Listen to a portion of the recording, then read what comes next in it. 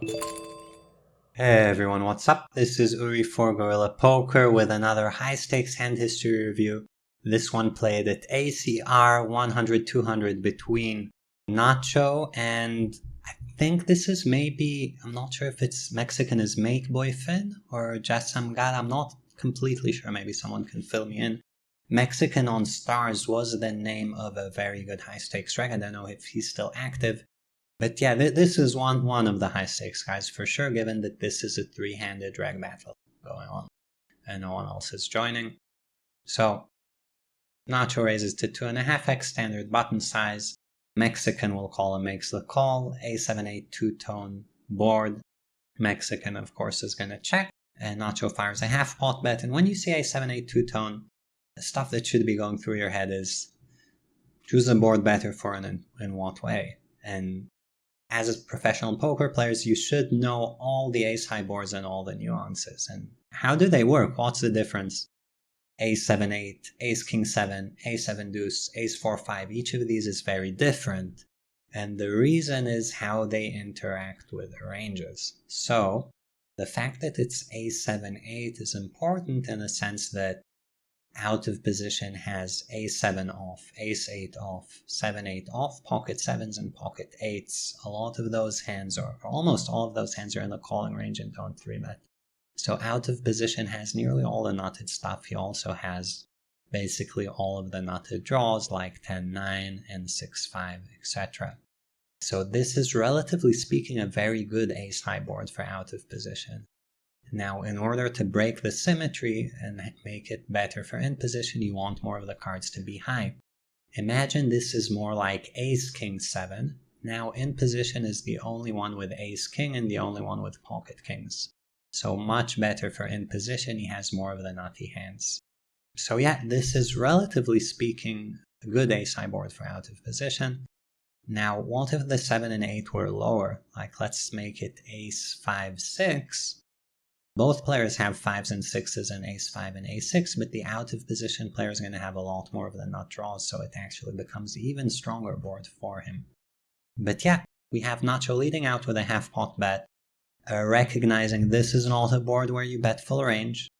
You have to have a check-back range, and it's an appropriate size because so many turns are going to change who's in front, and Nacho doesn't have a big nut advantage, which would motivate him to size big, so very appropriate size for this kind of connected texture.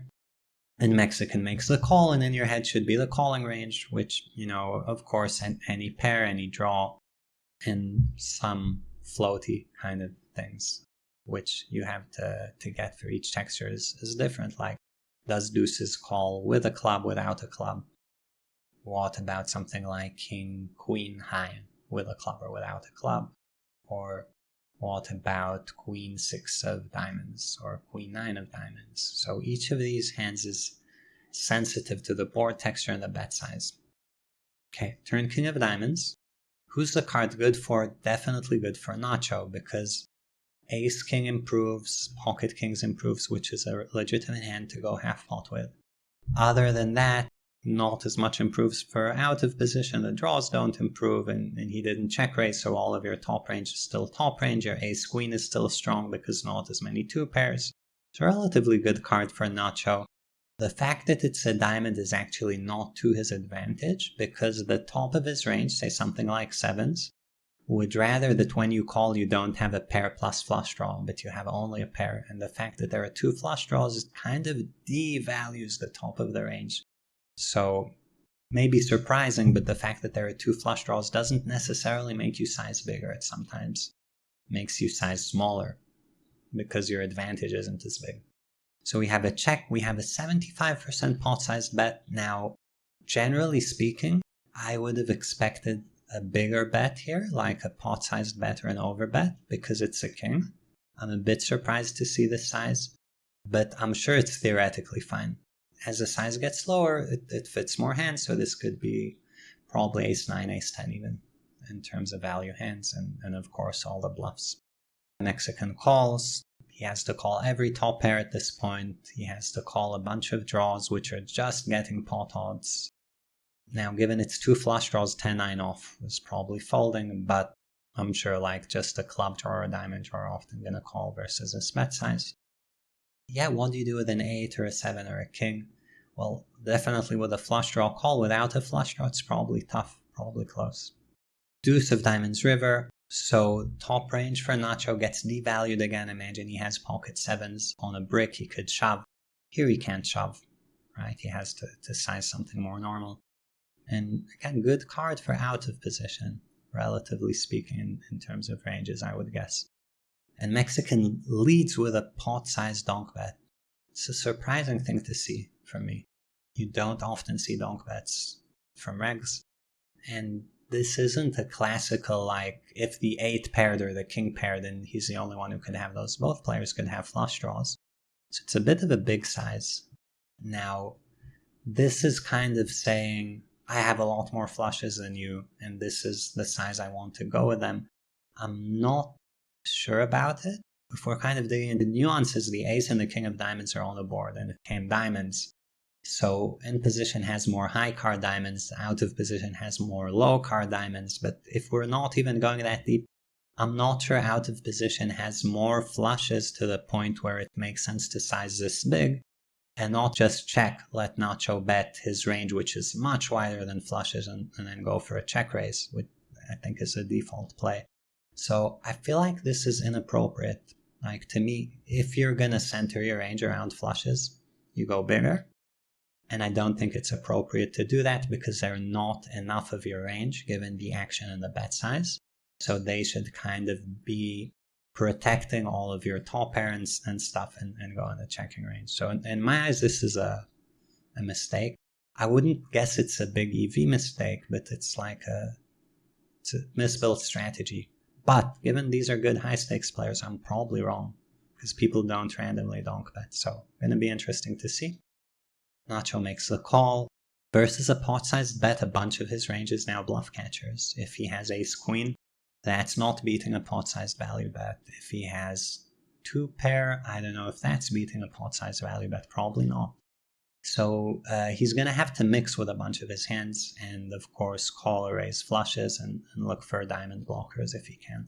So we see a showdown. Mexican has 10-6 of diamonds, so pre-flop correct, flop correct, turn you can call or maybe raise. It looks like a bit weak to raise. And then river donk bet, like I said, I'm befuddled. Nacho 7-8 of spades, pre-flop good, flop good, turn I would have bet bigger, but I'm sure this is fine. And I think river call is probably what you do most of the time with a 2-pair hand, but maybe close to 0 EV. So yeah, let's take a look at the sim.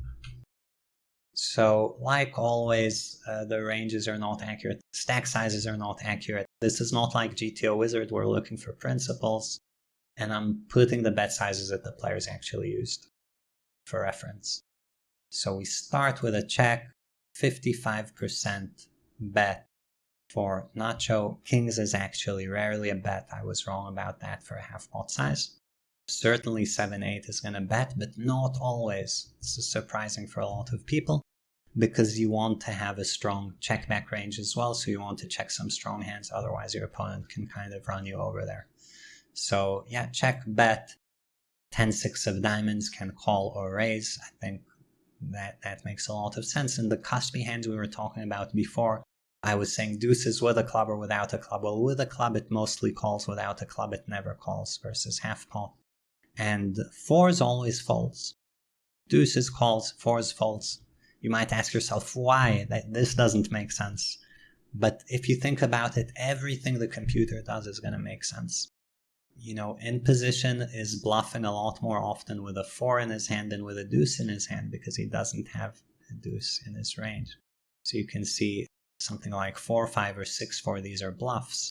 But only king deuce suited can bluff. So deuce makes him, the fact that you have 4s makes him have less bluffs. The fact that you have deuces makes him have more bluffs. So you have these small nuances, and the height of the pair is not very important. But yeah, I don't think a lot of people get that far in terms of understanding what's going on. So we have the king of diamonds. Kind of want to pull up just so you guys see. I was saying the fact that it's a diamond is not as good for in position as were it not a diamond. That was my thought, but we can actually see that's not true.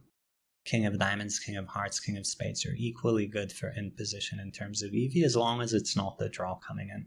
And the size the solver prefers is clearly an overbet because it's a king, right? If we make it a lower card, like a jack, bring in draws, you go smaller, and then all the low cards bring in draws or pair the board, and you can go down to a deuce and it goes high again. But all these bricky, sorry for doing this super fast, but yeah, I guess we can look at this here. In position goes bigger on a king and a queen or a deuce or a three, and then all the in-between cards he will bet smaller, and on a flush he will bet smaller. And this is a common pattern. It's a common bet sizing pattern. So surprising Nacho went for his bet size, but he did. And now we're in the spot where with a sim you would have a node that doesn't really work. Actually, two pair is a hand that fits for it. But it's a rare node, so one option we would have is to remake the sim with only the one size, and the other is to go, oh, let's just click the size and see what the computer says. So we click the size, 10-6 of diamonds. Like we said, can call or raise, both are okay. Decides to call, and we get the deuce of diamonds river.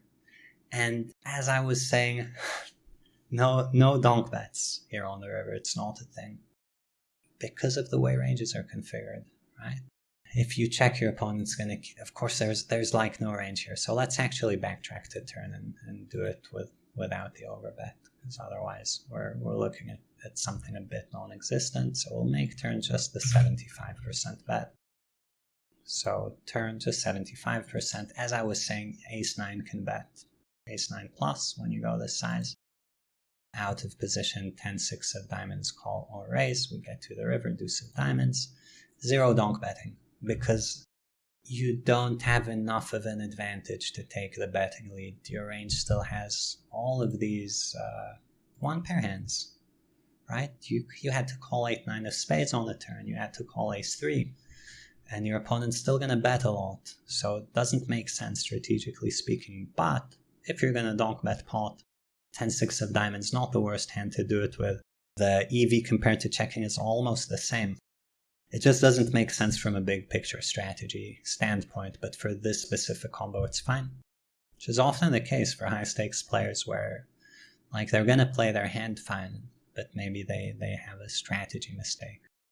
And then for Nacho, like I was saying, once you make the pot size donk bet, a lot of his hands become 0 EV. So even something like 7-8 of spades, and here again the program doesn't have a, it's like, what are you saying? There is no EV because you're not supposed to donk bet. But 7-8 of spades should be mixed in terms of the response, whereas of course we don't expect flushes to mix, maybe even, yeah, I guess the response is not well thought out because you're never supposed to get here. But I think it makes sense. You can kind of see it's supposed to be flushes, plus if you do it, nothing else really makes sense. And then in position has to look to mix with a bunch of stuff to just defend enough. And 7-8 is nothing special, but callable. Okay guys, that's it for this video. I hope you guys enjoyed it. If you did, please like and subscribe to the channel, and I'll see you guys next time.